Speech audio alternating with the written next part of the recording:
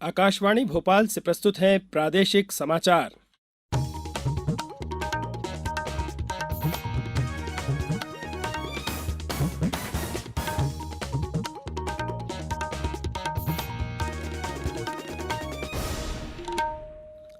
नमस्कार, समाचारों के साथ मैं नवनीत चौबे। सबसे पहले इस बुलेटिन के मुख्य समाचार। गुजरात के राज्यपाल आचार्य देवव्रत ने कहा, देशी गाय है प्राकृतिक खेती की खाद फैक्ट्री।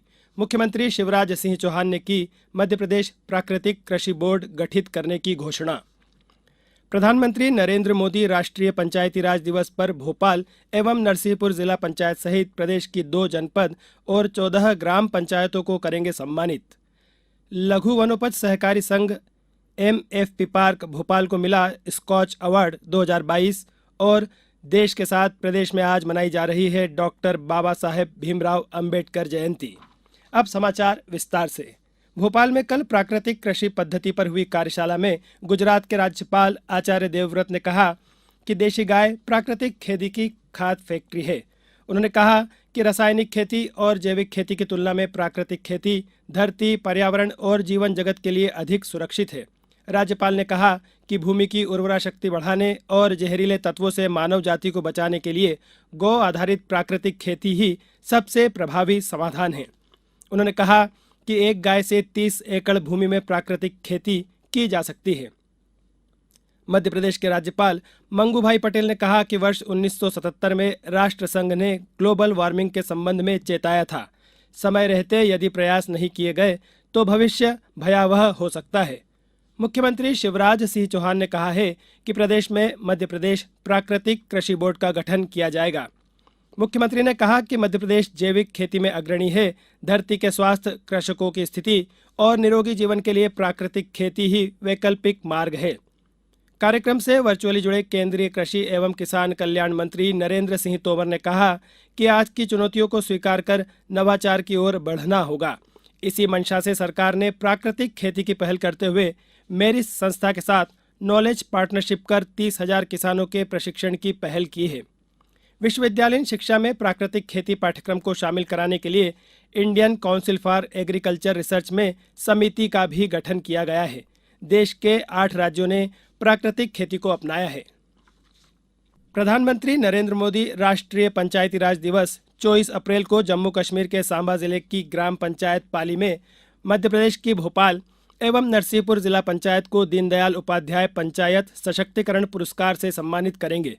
2 जनपद पंचायत और 14 ग्राम पंचायतों को भी पुरस्कार के लिए चयनित किया गया है। प्रधानमंत्री देश की पुरस्कृत पंचायत राज संस्थाओं को पुरस्कार की राशि खातों में अंतरित करेंगे। आज़ादी के अमृत महोत्सव में राष्ट्रीय पंचायती राज दिवस पर देश की पंचायतों और ग्रामीण क्षेत्रों में किए गए कार्यों की रैंकिंग के आधार पर जिला, जनपद और ग्राम पंचायतों को सम्मानित किया जाएगा। प्रधानमंत्री द्वारा मध्य प्रदेश की जिला पंचायत भोपाल एवं नरसिंहपुर को 50-50 लाख रुपए की राशि एवं प्रशस्ति पत्र प्रदान किए जाएंगे। दोनों ही जिला पंचायतों ने ग्रामीण विकास के क्षेत्र में उत्कृष्ट कार्य किए हैं। जिला पंचायत भोपाल ने लगातार 2 वर्षों से ग्रामीण विकास में बेहतर परिणाम दिए हैं। आज़ादी के अमृत महोत्सव में प्रदेश में 5,352 अमृत सरोवरों का निर्माण किया जाएगा। यह कार्य आगामी 1 वर्ष में पूरा करने का लक्ष्य रखा गया है। मुख्यमंत्री शिवराज सिंह चौहान ने प्रदेश के 51 जिलों में बनाए जाने वाले इन अमृत सरोवर के निर्माण का शुभारंभ हाल ही में राज्य स्तरीय जलाभिषेक अभियान में किया। मुख्यमंत्री ने कहा कि जल संवर्धन के लिए ये सभी सरोवर वरदान साबित होंगे। ग्रामीण विकास विभाग द्वारा अमृत सरोवर के लिए तैयार की गई कार्य योजना में सर्वाधिक अमृत सरोवर जबलपुर एवं मुरैना जिले में बनाए जाएंगे। अब समाचारों में वक्त है एक ब्रेक का। ये समाचार आप आकाशवाणी भोपाल से सुन रहे हैं। हमारे समाचारों को आप कभी भी और कहीं भी अपनी सुविधा के अनुसार सुन सकते हैं।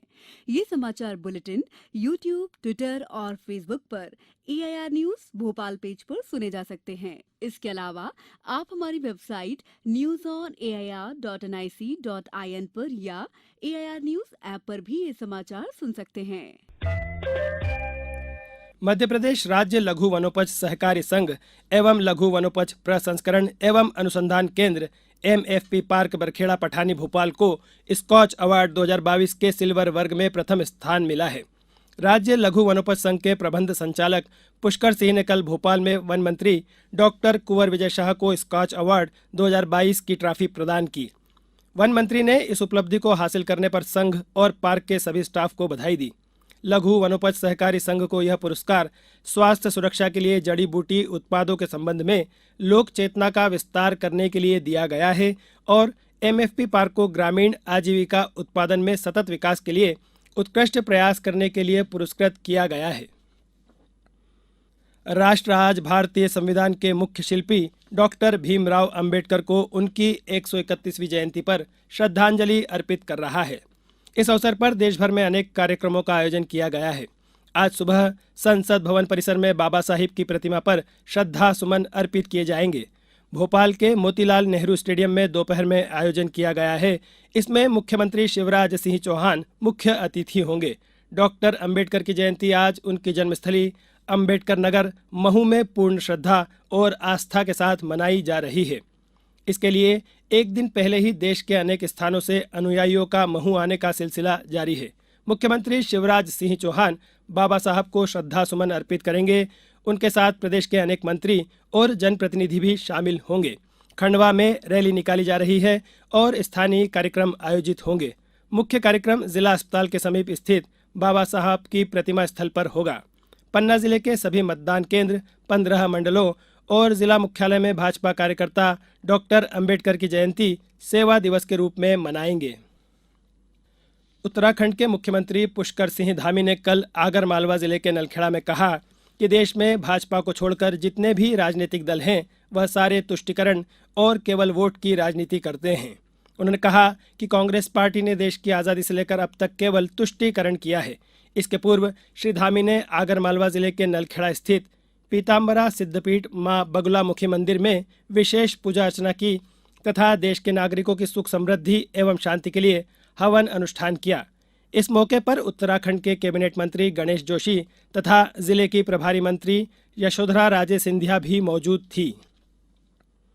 प्रदेश में आयुष स्वास्थ्य सेवा सहजता से जनसामान्य को घर पर ही उपलब्ध कराने के उद्देश्य से आयुष विभाग ने वैद्य ऐप के द्वारा योजना शुरू की है।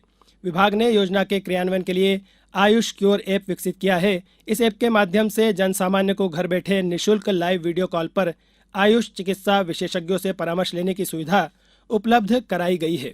ऐप के माध्यम से नागरिक अपना पंजीयन कराकर सुविधा अनुसार आयुर्वेद, होम्योपैथी एवं यूनानी चिकित्सा पद्धति का चयन कर सकते हैं। गेहूं निर्यातकों को राहत देने के लिए राज्य सरकार ने मंडी शुल्क में छूट देने संबंधी नोटिफिकेशन जारी कर दिया है। वर्तमान में कृषि उपज खरीदने पर मंडी शुल्क 1.5% लगता है, जो अब नहीं देना होगा। यह छूट 1 अप्रैल से 30 जून तक के लिए दी गई है। नए नियम के तहत निर्यातक को मंडी बोर्ड में पंजीकृत होना अनिवार्य होगा। अब कुछ समाचार संक्षेप में। केंद्रीय मंत्री ग्रामीण विकास एवं पंचायत राज गिरिराज सिंह आज खंडवा जिले के विकास कार्यों की समीक्षा करेंगे। इसके अलावा 15 अप्रैल को ओंकारेश्वर ज्योतिर्लिंग के दर्शन करेंगे। रतलाम शहर के विधायक चैतन्य कश्यप ने इंदौर नीमच के बीच हाई स्पीड सिटिंग ट्रेन चलाने की मांग की है। हाई स्पीड सिटिंग ट्रेन चलाने पर पूरे क्षेत्र के व्यवसायी एवं आमजन लाभान्वित होंगे। बैतूल में कल एक निर्माणाधीन कुआं के धंसने से काम कर रहे एक मजदूर की मौत हो गई और 5 अन्य मजदूर घायल हो गए। घायलों को घोड़ा डोंगरी सामुदायिक स्वास्थ्य केंद्र में भर्ती कराया गया है। छतरपुर जिले में ग्रीष्मकाल में ग्रामीण क्षेत्रों के खराब हैंडपंपों की सूचना प्राप्त करने के लिए जिला स्तरीय कंट्रोल रूम की स्थापना की गई है, जिसका दूरभाष नंबर है 07682 248252।